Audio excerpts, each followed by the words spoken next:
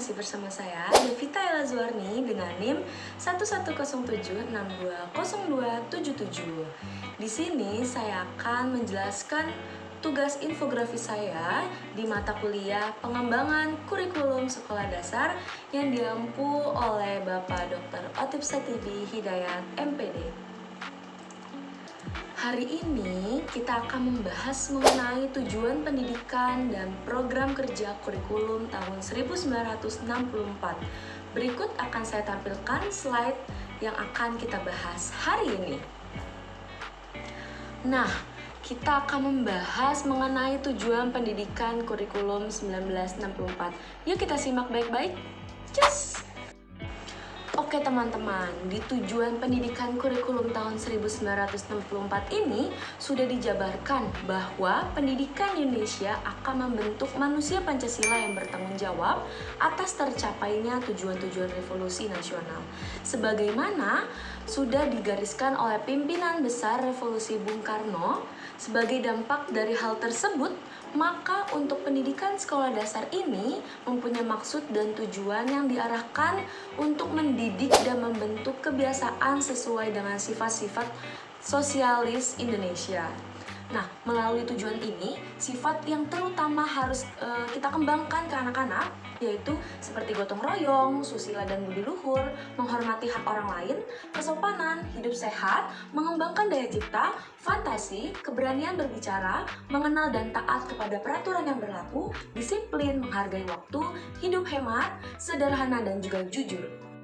Selanjutnya, contoh lain tujuan pendidikan yang pertama membentuk karakter dan kepribadian yang kuat, seperti mendorong siswa untuk memiliki moralitas, disiplin, dan tanggung jawab yang baik, mengembangkan sikap kemandirian, kejujuran, dan keadilan pada siswa.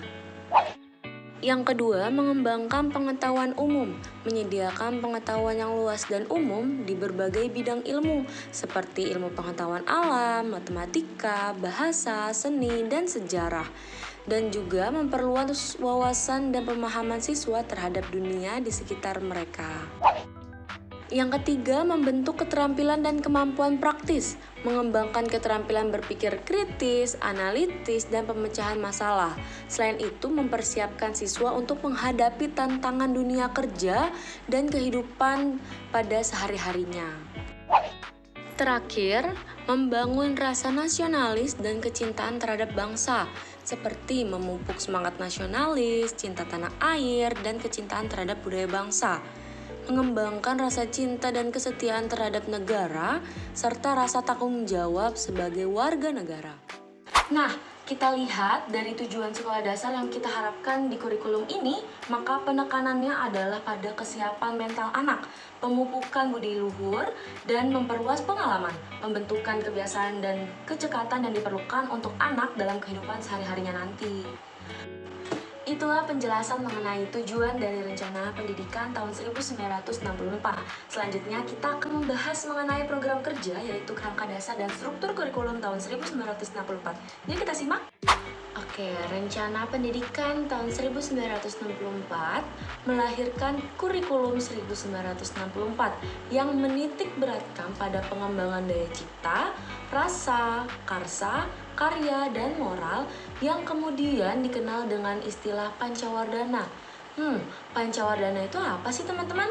Oke, disebut Pancawardhana ini karena 5 kelompok bidang studi, yaitu ada kelompok pengembangan moral, kecerdasan, emosional atau artistik, keprigelan atau keterampilan, dan juga jasmania. Pada saat itu, pendidikan dasar lebih menekankan pada pengetahuan dan kegiatan fungsional praktis yang disesuaikan dengan perkembangan anak. Kurikulum sekolah dasar dari tahun 1952 sampai 1964 dapat dikategorikan sebagai kurikulum tradisional, yaitu separated subject curriculum. Pendidikan ideologi yang difokuskan pada monopol Uzbek, Nasakom, dan semangat revolusi, pada tahun 1964 terjadi perubahan kurikulum. Mata pelajaran kewarganegaraan yang meliputi materi sejarah, ilmu bumi, dan kewargaan negara menjadi penting untuk mengembangkan pendidikan ideologi dan dimasukkan dalam struktur kurikulum dengan nama perkembangan moral.